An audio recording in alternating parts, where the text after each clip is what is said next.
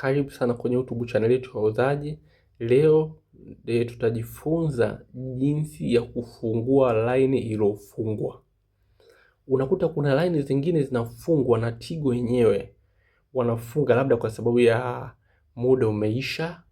Yani mfano hujaitumia muda mpaka kile kiwango chao cha muda wachokuwekea utumie line iwe hewani, unakuta kimeisha. Mfano mitandao mingi unakuta ina miezi mitatu wanatoa kama line haipatikani hewani, miezi mitatu au wengine miezi sita, inategemeana kwa sera zao wenyewe.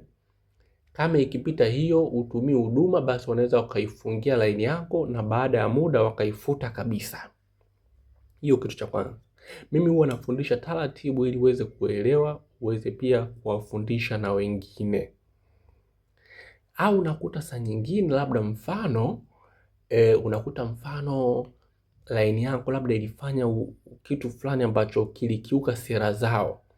Unajua mitandao ya kijamii hii, mitandao kama ya simu inakuwa na sera zao. Mfano labda utakiwa kutuma message labda za matusi au za nini. Zile ni sera zao wenyewe wameweka.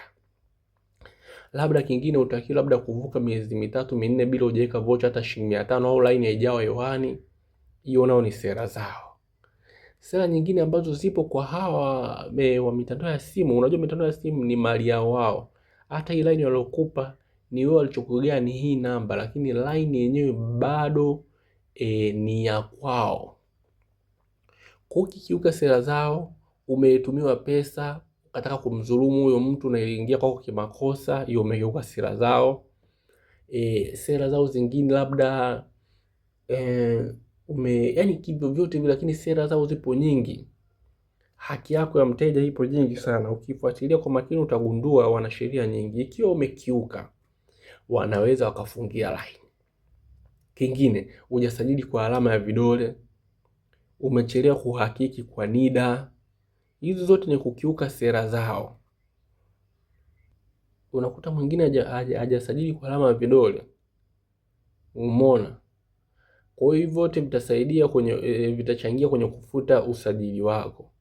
Kwa ili kuifungua line yako, narudia tena, ili kufungua line yako wewe wala usipate shida, kikubwa na cha msingi ni kwenda kwa wakala wa mtandao wa simu. Mfano kwenda kwa wakala wa usajili wa Tigo, wakala wa usajili wa Voda, au wakala wa usajili wa Halotel, wakala wa usajili wa TTCL au wa Airtel. Kisha ukaeleza changamoto zako, wao watakushauri endapo mfano kama changamoto iliyopelekea, maana wenyewe wakiangalia kwenye kompyuta wanaona changamoto iliyopelekea vile ni nini. Kwa kama changamoto ni usajili, basi moja kwa moja watakushauri inabidi usajili ile kwa line ya vidole, kwa kidole, na pale pale wataenda, umeona, watakusajili kwa alama ya vidole. Baada ya hapo utaweza kuitumia line yako kwa upya. Umeona, kwa kufungua ni rahisi sana. Ukiona kwa wakala ameshindwa, nenda kwenye Vodashop. Vodashop ni frame ambazo zile unakuta zina Vodashop wale wanatumia kompyuta. Ukiona imeshindikana hapo, basi nenda kwenye ofisi kubwa kabisa. Mfano kwa Dar es Salaam unaweza kaenda Vodacom Mlimani City au Vodacom Morocco, makao makuu headquarter pale, Airtel headquarter mfano Morocco.